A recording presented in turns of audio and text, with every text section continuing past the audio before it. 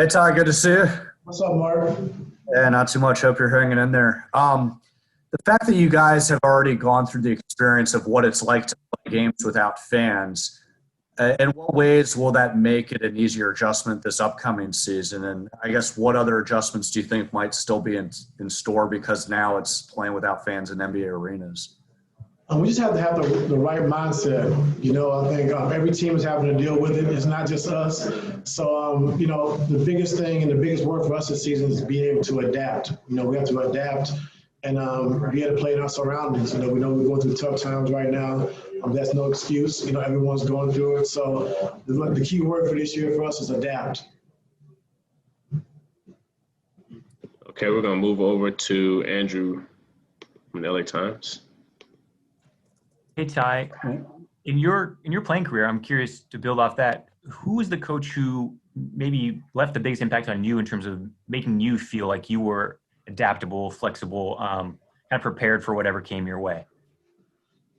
I had a lot of great coaches. It's hard to say. I took a lot from Phil Jackson. I took a lot from Scott Skiles, who I respect a lot. Doc Rivers, both Van Gundy's, Jeff and Stan. Doug Collins. So I had a lot of great coaches, but I just try to pull from each guy. I try to pull from each coach and try to learn a little bit from each person. And being prepared wise, I think Phil was more because, he always challenged you mentally, every single day.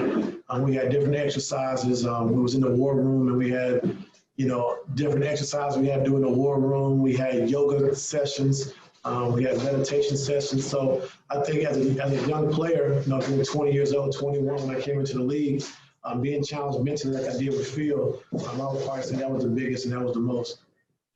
Is that, I guess, how do you like to challenge guys now, like in terms of getting them out of their comfort zones to feel like when it's time to adapt in a high stakes game, like you can really push those buttons? Like is there like a go-to way you try to get guys prepared for that? Well, I got to fill this team out. It's a different situation, but these guys have done it. They've been on a big stage and performed and making big shots and been in big moments where they made key plays. So my job is just to get them in the right position, the right spot, and make sure they're comfortable. But we have guys on the team who's been in those positions and they've been successful. So we just got to keep doing it and just keep moving forward.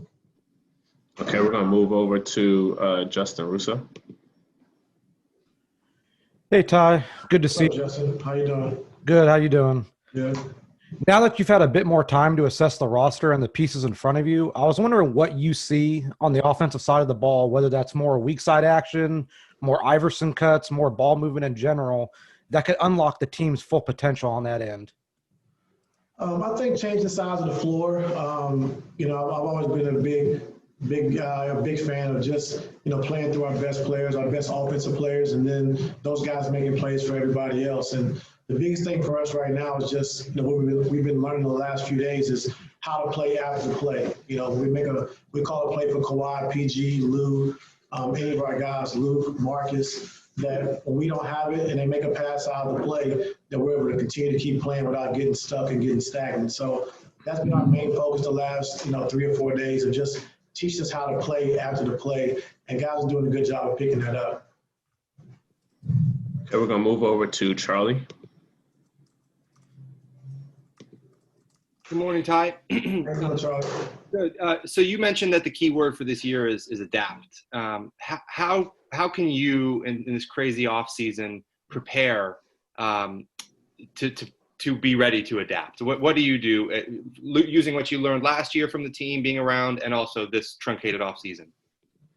Well, we've already had a taste of it, being in the bubble last season. So guys got a feel for what it's going to be like and, how it is. The biggest difference is, traveling and not being able to go outside the hotel. So there's going to be a lot of time for, team bonding, a lot of time for guys to be around each other, get to know each other. So, it can be good for us, so we've already seen it. We know what to expect. And now we just got to, do what we have to do to take advantage of it. We're going to move over to Miriam. I'm just going to jump on the adaptability part too. So as a coach, how important is it on your end and your staff to be adaptable also, sort of to your players? Yeah, everyone has to adapt. You know, it's not just the players, it's the coaches, it's the front office guys because they're used to going to all the games and, you know, be able to be at the game. So we all have to adapt. You know, it is what it is, and there's no excuses. And, you know, whatever the NBA puts in front of us, we have to be ready for that challenge. And as far as you guys being in hotels and not, you know, having the freedom to move around, does that put an onus on you to keep these guys entertained and focused and Not to keep them entertained, but just, you know, having different ways of those guys having access to each other and be able to, you know, play their video games and get together and do whatever they want to do. So we've been working on that for the last couple of days with, you know, with Lawrence and just trying to see the best, you know, possible options to get those things done for the players. And that's the most important. Okay, we have time for a few more questions. We're going to move over to Hey, Ty, just like you had said, PG and Kawhi said it would be huge for them this year to be able to go through training camp healthy. I'm wondering, have they gone through everything you've asked of the whole team, every drill and everything so far, and how have they looked so far? Every single thing. They haven't missed one drill, one activity. They look great, you know, just doing things at game speed. I'm doing it with pace, and they've been phenomenal. So they're just excited to be here, excited for the new challenge, as well as I am and our coaching staff as well. Okay, last question. We're going to go to Thomas. Hey, Coach. How you doing, Thomas? How you doing? I just wanted to get your thoughts on Pat Bev and kind of how you'll use him this year. I know last year point guard depth was a topic of conversation, and I know he was in and out of the lineup. I just wanted to get your thoughts on how on how you plan on using Pat this year. Using Pat the same way, you know, we've always used him. I think his energy is infectious.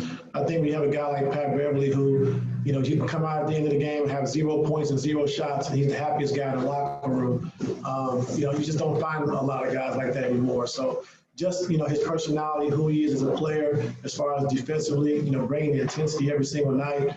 And he sets the tone for us every night. That's who he is. And that's a big part of our team, and we need that. So, you know, finding guys like Pat, you know, it's not a lot of guys like that out there who can, like I said, can take over a game and have an effect and an impact on the game without scoring a point. And then you go into the locker room, he's the happiest guy in the locker room. So you love to have those kind of guys as a coach.